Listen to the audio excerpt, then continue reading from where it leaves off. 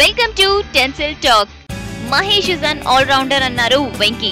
సీతమ్మ వాకిట్లో సిరిమల్లె చెట్టు మూవీలో తన కో-స్టార్ ని వెంకీ పొగడ్తలతో ముంచెత్తారు. ఇండియా గ్లిట్స్ ఇంటర్వ్యూలో మహేష్ ఒక ఆల్రౌండర్ అని, మహేష్ డిక్షన్, కామెడీ టైమింగ్ చాలా డిఫరెంట్ అని చెప్పారు.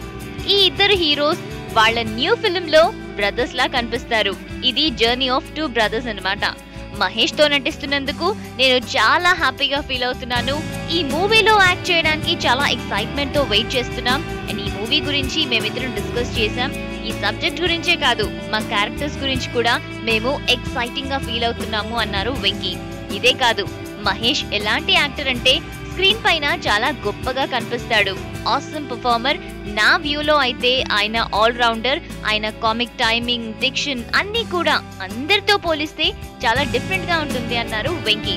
శ్రీకాంత్ అడ్డాలా డైరెక్షన్ వహించబోతున్న ఈ మూవీ షూట్ లో పార్టిసిపేట్ చేయడానికి ఈ యాక్టర్ రెడీ అయిపోయారు.